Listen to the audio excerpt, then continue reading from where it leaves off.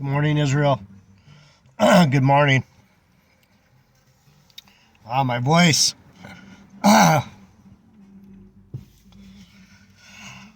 Word of Truth, JD Nija.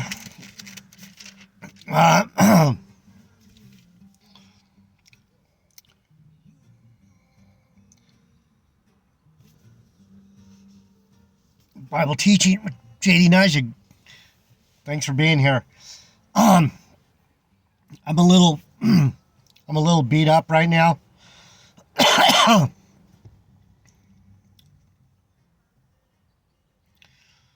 And a lot of that has to do with my own rebellion. Man.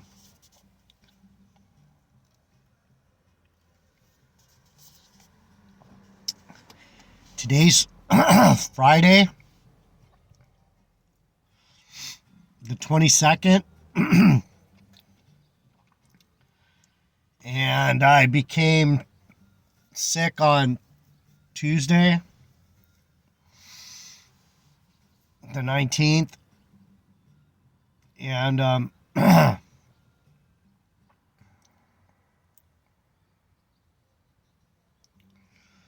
there's quite a few lessons for me in this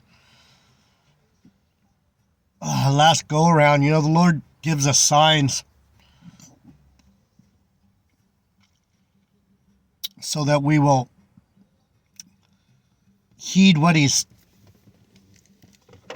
saying to us and move into different areas so that we won't be destroyed like He did with Slakia. I had the worst allergic reaction after this food poisoning. My body, I had a bacterial infection at one point in my life about 10 years ago, and my reaction, the way my body reacts, the immune response is sometimes very exaggerated, and I'm finding out this last time just from food poisoning, and my body took it as a major infection. It wasn't so much an infection as just like any food poisoning, you're not supposed to, your body would usually just throw it up, or your stomach. But my body decided to turn it into a immune response, and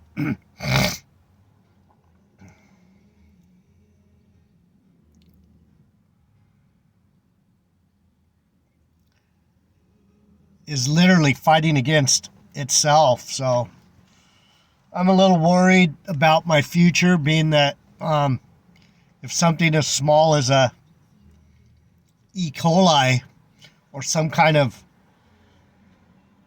one of these mini parasites or whatever they are, bacteria that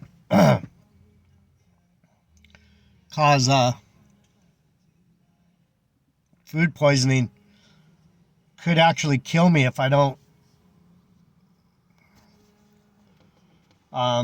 respond to it correctly. I'm not sure what correctly would be. Benadryl, I don't know. So I could see how that could hurt me really bad. So rebellion. Part of what happened was I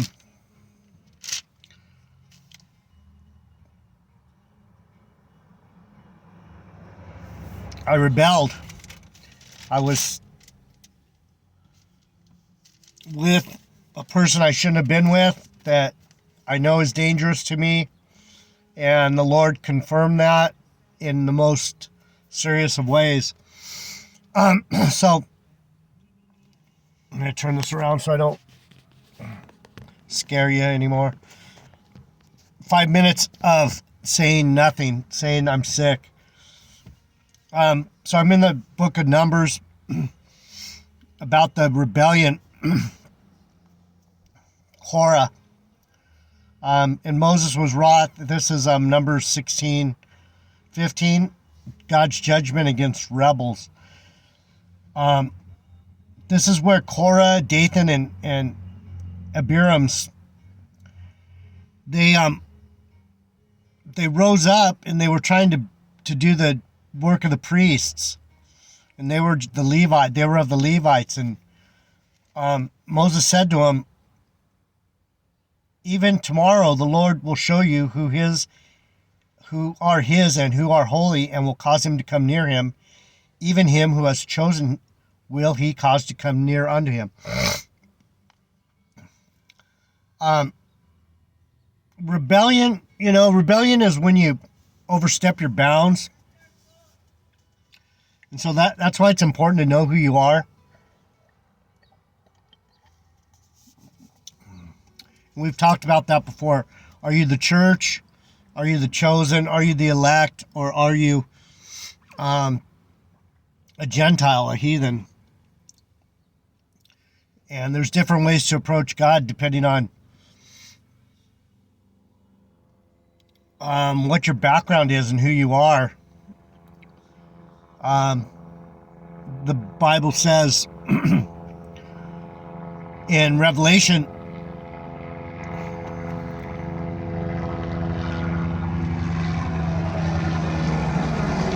typical, right?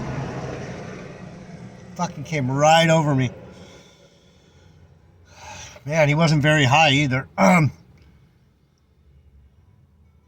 In Revelation, it talks about the Jews that are calling themselves Jews that really aren't, and how they're going to be punished.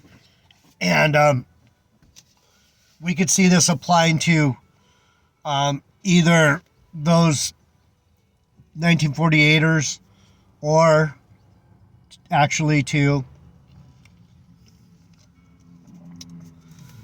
some of these Hebrew Israelites that are actually of Edom, of that dark brethren. So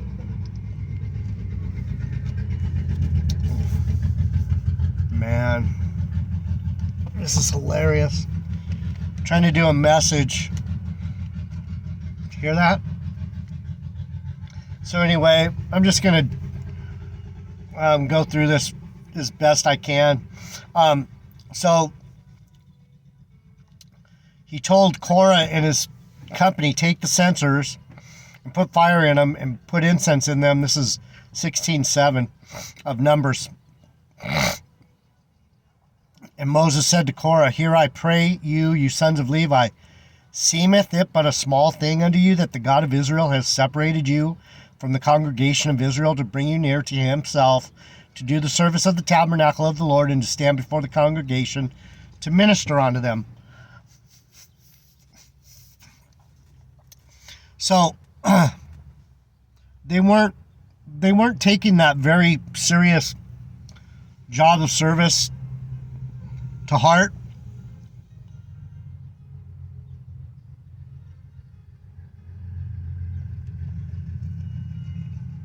Oh, wow, what a Joker car. I don't know if you saw it go by. That's some funny shit. And he has brought you near to him, and all the brethren, the sons of Levi, with thee, and seek ye the priesthood also. So they were trying to do the job of the priest, right? So they were being rebellious.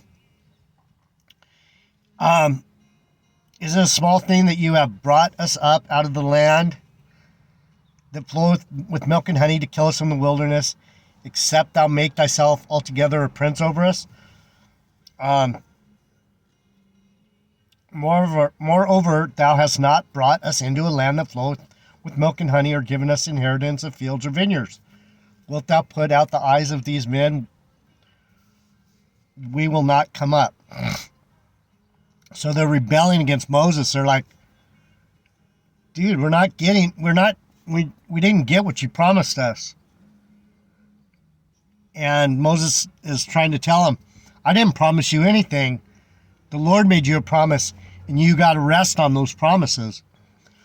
And so I'm in a very introspective mode right now because I've been really shook up by my own rebelliousness.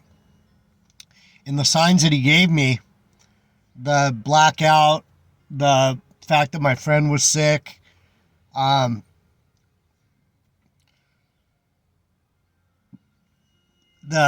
overreaction to the food, and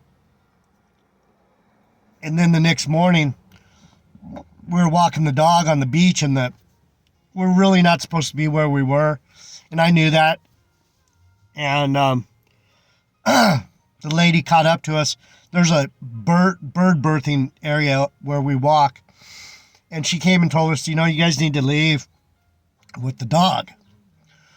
And I understood completely, but this person who I was with, who I shouldn't have been with, her rebellious spirit came out, and I could see the rebellious spirit.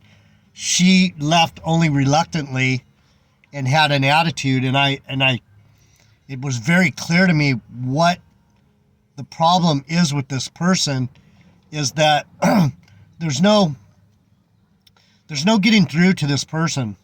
And so this is what's happening here in this book with Korah. There's no getting through to these people that don't want to believe, that don't want to hear the truth. And even myself, I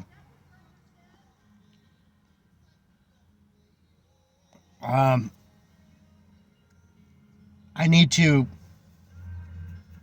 get a grip and figure out what exactly I'm doing and what I'm not doing.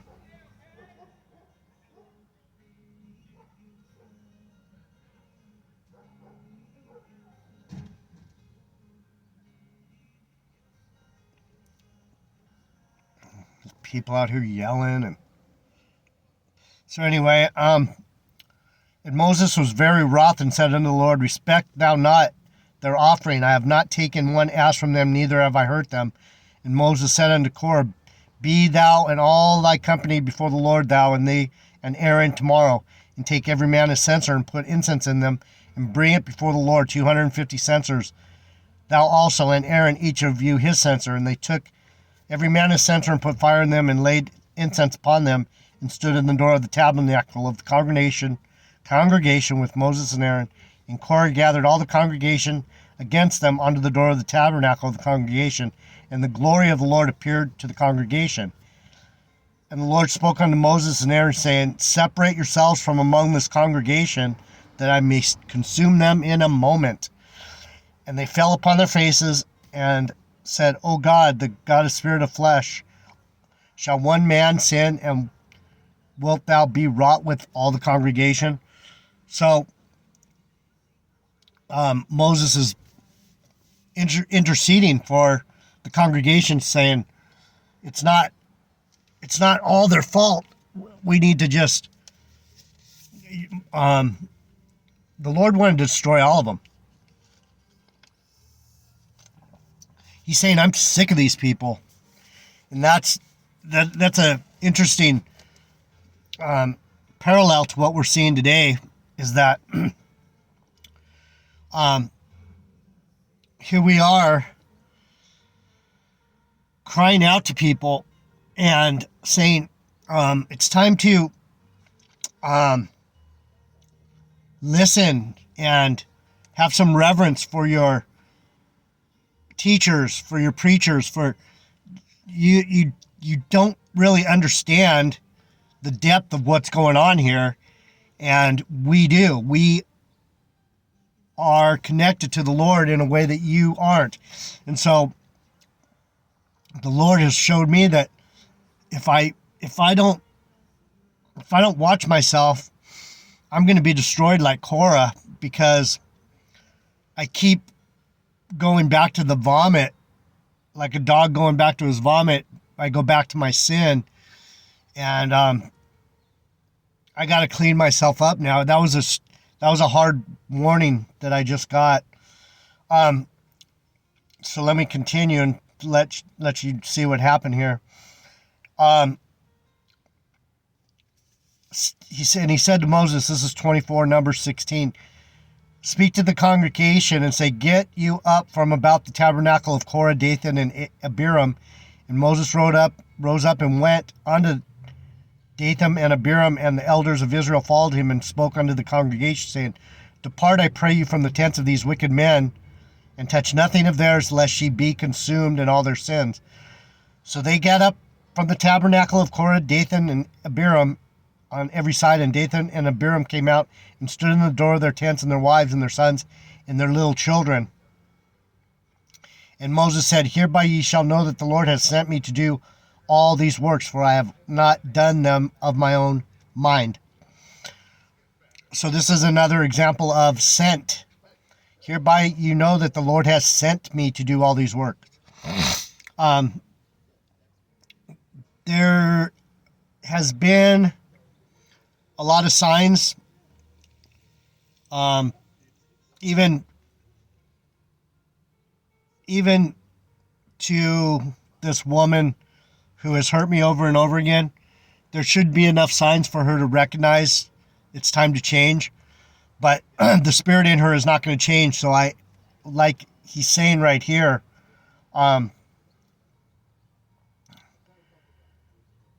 depart, I pray you, from the tents of these wicked men, and touch nothing of theirs, lest ye be consumed in all their sins. So I was in this house of sin. This house that I was in has a lot of history of all kinds of wickedness and sin, and I was in this house. And see, I don't think it was just the food that hurt me. I think it was the fact that I was in that house. Otherwise, the lights wouldn't have went out. It's not just about her. It's not just about me. It's not just about the food. It's not just about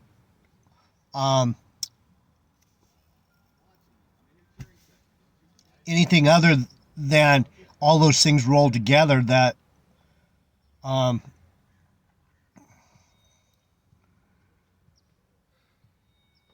that's why my body had such a strong reaction. That's why the Lord touched me so thoroughly and hurt me so intently.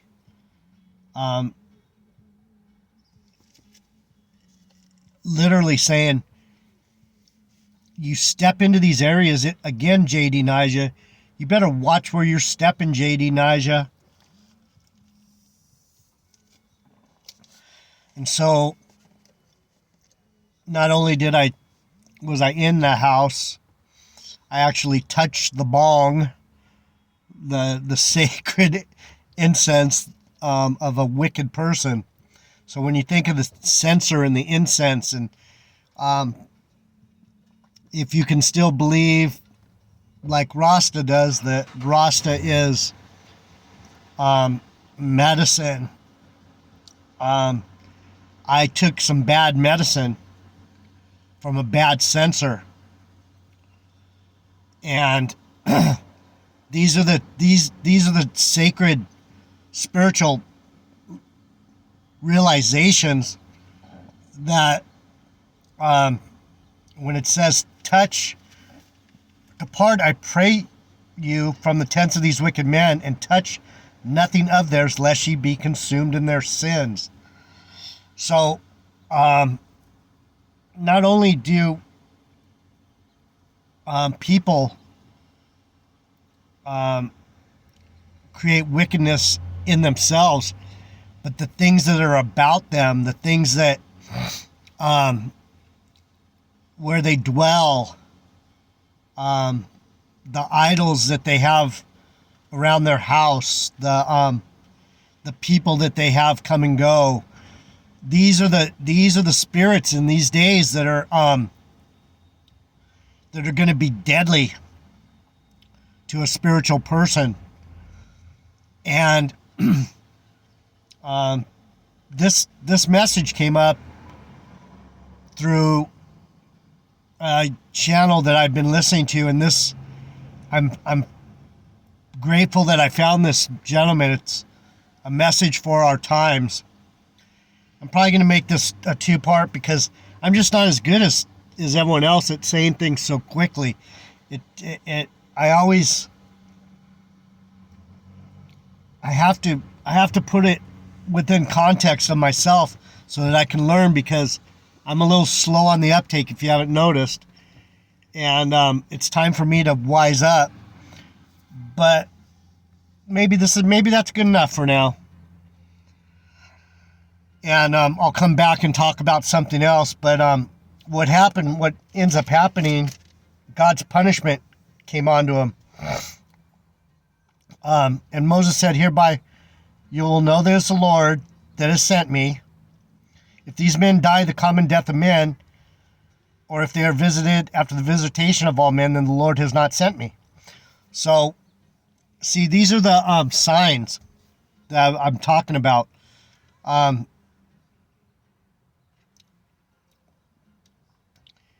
I see these things as spiritual. I see them as spiritual, and that's what he's saying.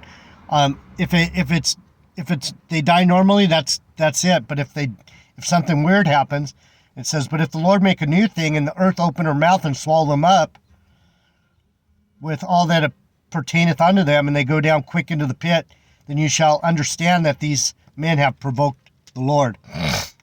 So, this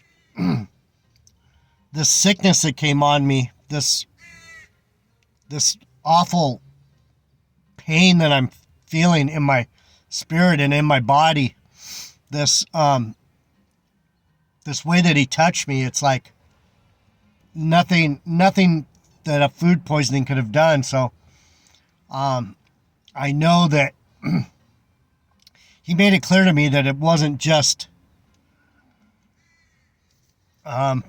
food poisoning that touched me. And then God's punishment. And it came to pass that he made an end to the speaking of all these words, that the ground clave asunder that was under them, and the earth opened her mouth and swallowed them up and their houses and all the men that pertained to Korah and all their gods, or all their goods. They and all that pertained to them went down alive into the pit, and the earth closed upon them, and they perished from among the congregation. So Moses was basically saying, watch. I know what I'm talking about.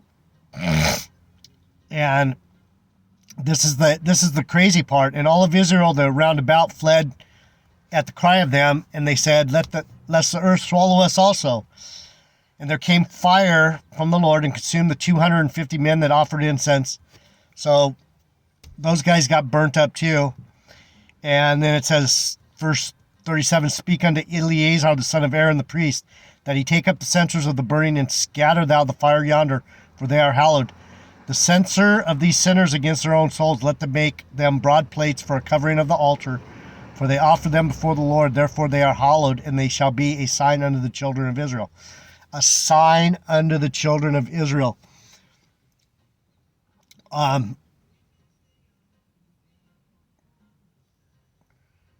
We have to watch for these signs. So what he did is he used these censers as a reminder. Israel is an example. Everything we do is an example unto people. And I'm an example unto myself right now of what a rebellious child, what kind of punishment is coming my way if I continue to think that the Lord's going to have mercy on me in these last days to just fiddle fart around and step where I shouldn't be stepping. And the sad part of this whole story is that Um, the children of Israel didn't believe it. But on the morrow, all the congregation of the children of Israel murmured against Moses and Aaron, saying, "Ye have killed the people of the Lord." So these wicked Israelites were standing up for the sinners, and that's where we're at right now. We're in a bad spot where we can no longer intercede.